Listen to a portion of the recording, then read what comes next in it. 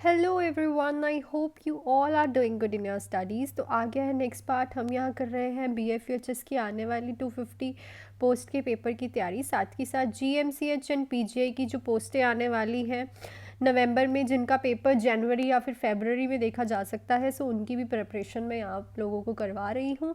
सो जो बच्चा इस चैनल पे न्यू है, प्लीज़ इस चैनल को सब्सक्राइब कर लीजिएगा और रोज़ ही ऐसी वीडियोज़ जो है वो देख सकता है। और किसी बच्चे को अगर बैच ज्वाइन करना है, कोई भी MCQ batch, important topic batch, full theory batch जो मैं स्टार्ट करने जा रही हूँ 15 अक्टूबर से, तो वो ज्वाइन कर सकता है, जिसकी वैलिडिटी 4 से 5 मंथ की रहने वाली है, जिसमें आपको पूरा सिलेबस, MCQ, सब कुछ, इंपॉर्टेंट टॉपिक, गोल्डन पॉइंट, सब कुछ कराया जाएगा। सो ये बैच ज्वाइन करने के लिए आप प्री रजिस्ट्रेशन करवा सकते हैं 15 अक्टूबर से पहले। MCQ batch and important topic batch जो चल रहा है उसमें भी आप ज्वाइन कर सकते हैं फॉर 250 पोस्टें। आने वाले पेपर की तैयारी अभी से स्टार्ट कर दो, अगर मेरा मानो, नहीं तो बहुत डिले हो जाएगा, आप बैठे रह जाओगे। सो इससे अच्छा है कि आप अभी से पेपर की तैयारी स्टार्ट कर दो, ताकि जो आप पेपर क्लियर कर पाओ। सो अपने क्वेश्चंस पे चलते हैं। हमने कल 607 क्वेश्चंस कर लिए एंड अब हम करेंगे 608 क्वेश्चंस। सो बहुत ही इंपॉर्टेंट क्वेश्चंस हैं, NCLEX बेस हैं, ध्यान से सुना करें, एक्सप्लेनेशन पूरी देखा करें। Percussion is a physical assessment technique that is used to identify which finding select all that apply. So percussion जो कि फिजिकल असेसमेंट का एक पार्ट है, वो जब हम किसी का प्रिकॉशन करते हैं तो उसमें क्या हमें पता चलता है, fluid in body cavity, border of the body organs, या फिर consistency of body organs, mobility of organs and other structures, reliance and resistance of tissues and organ, location, size, density of an underlying structure. So सबसे पहले तो हमें, जब भी हम किसी की प्रिकॉशन करते हैं, सो हमें पता चलता है fluid in the body cavities, जैसे कि बावल मूवमेंट पे प्रिकॉशन करके आप सबसे पहले, जब भी आप अब्डोमिनल असेसमेंट करते हो, सबसे पहले आता है इंस्पेक्शन, देन आता है ऑस्कल्टेशन। बाकी सारी असेसमेंट्स में ऑस्कल्टेशन बाद में आता है, पर अब्डोमिनल में हमेशा ऑस्कल्टेशन पहले आता है, क्योंकि अगर आपने पाल्पेशन एंड प्रिकॉशन किया तो वहाँ पे जो बावल मूवमेंट्स हैं वो डिस्टर्ब होके आपको प्रॉपर नहीं सुनाई देंगी। सेकेंडली आपको वहाँ पे borders of the body organs के बारे में पता चलता है। आप जब प्रिकॉशन करते हैं, consistency of the body organs के बारे में भी पता चलता है, साथ के साथ location, size and density of an underlying structure के बारे में भी प्रिकॉशन करके आप पेशेंट की बॉडी में पता लगा सकते हैं। Mobility of organs and other structure, Reliance and resistance of the tissue organs जो है वो प्रिकॉशन से पता नहीं चलते। So next question है, a client is newly diagnosed with chronic obstructive pulmonary disease. The client returns home after a short hospitalization. The home care nurse should most importantly plan teaching strategies that are designed to do what? सो एक client है, newly diagnose हुआ है COPD से और अभी अभी घर आया है, वो छोटा सा हॉस्पिटलाइजेशन, मतलब थोड़े देर में रह के, और होम केयर नर्स ने उसे कुछ ऐसी इंपॉर्टेंट प्लान बताने हैं, टीचिंग स्ट्रेटजीज बतानी है, जो कि प्रमोट करेगी membership in a sport group, encourage करेगी क्लाइंट को to become more active person, identify करेगी irritants in the home that interferes with breathing, improve oxygenation and minimise carbon dioxide retention. तो अगर आपने COPD के बारे में अच्छे से पढ़ा है तो आपको पता होगा उसमें कार्बन डाइऑक्साइड रिटेंशन हो जाती है, जिसकी वजह से ऑक्सीजन भी जो है वो प्रॉपर बॉडी में नहीं रहती। तो for improve oxygenation and minimise carbon dioxide retention के लिए हम प्लान करेंगे टीचिंग। हर एक MCQ को करने की एक टिप और ट्रिक होती है, और ऑलवेज बेसिक क्लियर होना बहुत ज़्यादा ज़रूरी है। आपका थ्योरी क्लियर होना, बिल्कुल क्लियर होना बहुत ज़्यादा ज़रूरी है। सो थ्योरी पे जाया करें एंड डिसीज कंडीशन के बारे में अच्छे से पढ़ा करें। नेक्स्ट है, client is being discharge from the hospital after a bronchoscopy that was performed a day earlier. After the discharge teaching, the client makes the following statement to the nurse. Which statement should the nurse identifies and indicating a need for further teaching. So एक client है, अभी अभी hospital से discharge हुआ है, उसकी bronchoscopy हुई थी एक दिन पहले, day earlier. After discharge teaching, client ने कुछ ऐसी स्टेटमेंट दी नर्स को, जिससे उसको, नर्स को लगा है कि इसको मुझे और समझाना पड़ेगा।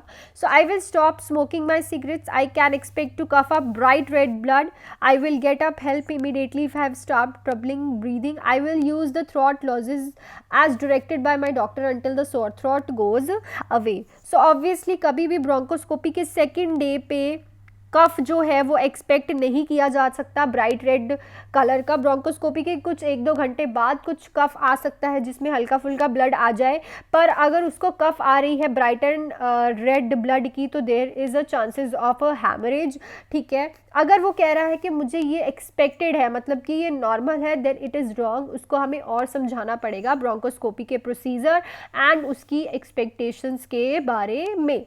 Next, the nurse is caring for client with the new diagnosis of a type 1 diabetic mellitus. The nurse should recognize that which teaching plan component is most important initially. So एक nurse है, care कर रही है client की, अभी अभी newly diagnosed हुआ है type 1 diabetic mellitus से। So nurse जो है recognize करेगी ऐसा teaching component जो कि initially बहुत ज़्यादा important रहेगा। क्या चीज़? Knowledge of the diabetic diet, understanding of the diagnosis, monitoring of blood glucose level, correct the techniques for administrating insulin.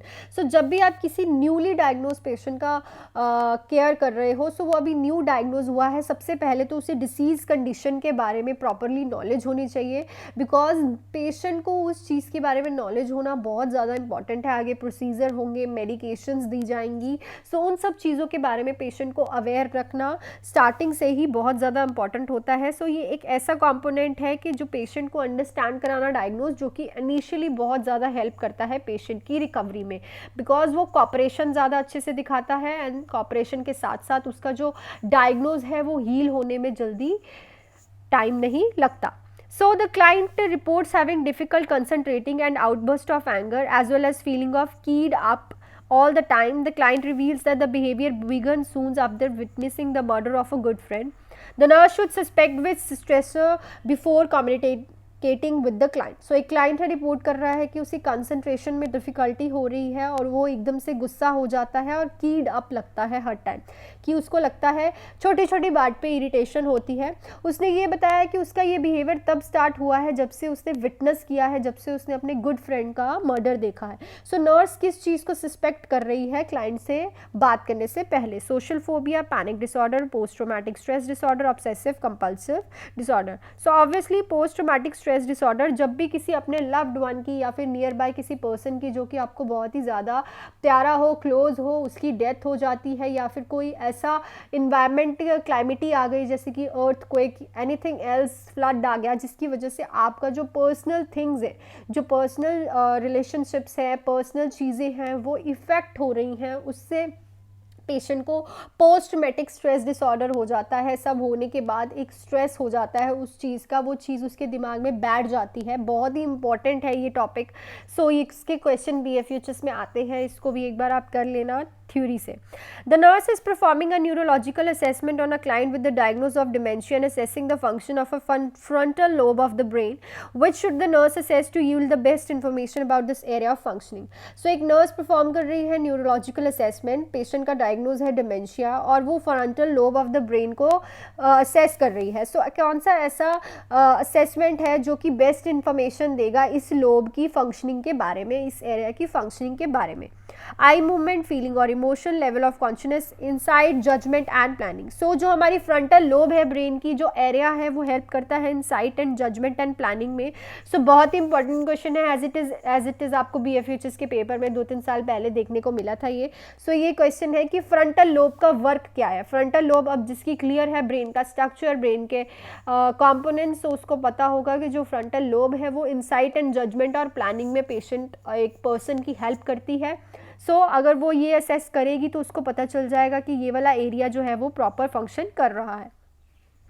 Next, the nurse is reviewing the pre-operative teaching plan for a client, schedule for radial neck dissection for a laryngeal cancer. Which part of the nursing care plan should the nurse initially focus on?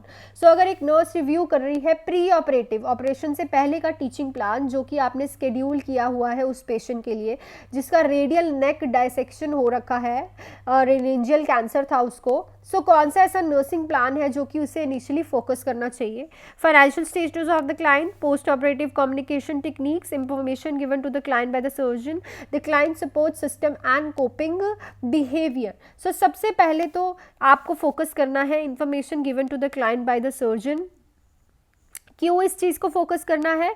क्योंकि जो भी information client को दी गई है surgeon से, वो information आपके पास होनी चाहिए प्री ऑपरेटिवली। कहीं सर्जन ने कोई और इंफॉर्मेशन दे दी एंड आपने उसके लिए कुछ और बोल दिया, बिकॉज जब भी किसी का डायसेक्शन का होता है सो उससे क्या होता है कि जो लरेंजियल कैंसर है उसको फर्स्ट ऑफ ऑल ये तो केयर है कि आपको उसको कम्युनिकेशन के लिए करना है, but at the same time जो उसको इंफॉर्मेशन दी गई है सर्जन के थ्रू, उस पर भी आपका फोकस होना चाहिए कि क्या इन्फॉर्मेशन दी गई है, ताकि आप पेशेंट को अवेयर कर पाओ सारी चीज़ों के बारे में।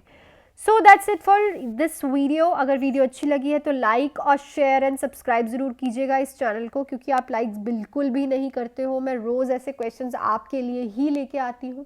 एंड अगर किसी बच्चे को प्रिपरेशन करनी है मेरे से, उसको मेरे पढ़ाने का तरीका अच्छा लगता है, सो इस नंबर पे कॉल या फिर मैसेज करके टॉपिक वाइज MCQ, इससे हटके MCQs और जो मैंने पहले नोट्स दे रखे हैं उसके साथ साथ अलग MCQs मैं कराने वाली हूँ, वो नोट्स भी आपको मिलेंगे। साथ ही साथ आपको अच्छे MCQs जो कि फुल एक्सप्लेनेशन के साथ मैं करवाती हूँ वो भी मिलेंगे।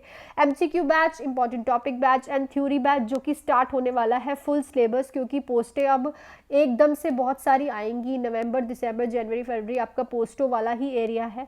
4 मंथ्स की वैलिडिटी के साथ अपना बेसिक क्लियर कर सकते हो, MCQ सीख सकते हो, बहुत कुछ करना सीख सकते हो। बैच स्टार्ट हो रहा है 15 अक्टूबर से। सो ज्वाइन करने के लिए आप प्री रजिस्ट्रेशन करा लो। एक टाइम की इन्वेस्टमेंट आपकी लाइफ लॉन्ग चलेगी। सो आई होप कि आपको ये वीडियो अच्छी लगी है तो प्लीज़ लाइक करना, और अगर आपको ज्वाइनिंग करनी है तो फटाफट कर लीजिए, लेट ना होइए। So that's it for today's and all the best. Do hard work, ज़्यादा से ज़्यादा पढ़ो, अच्छे से पढ़ो and make your parents proud. Bye.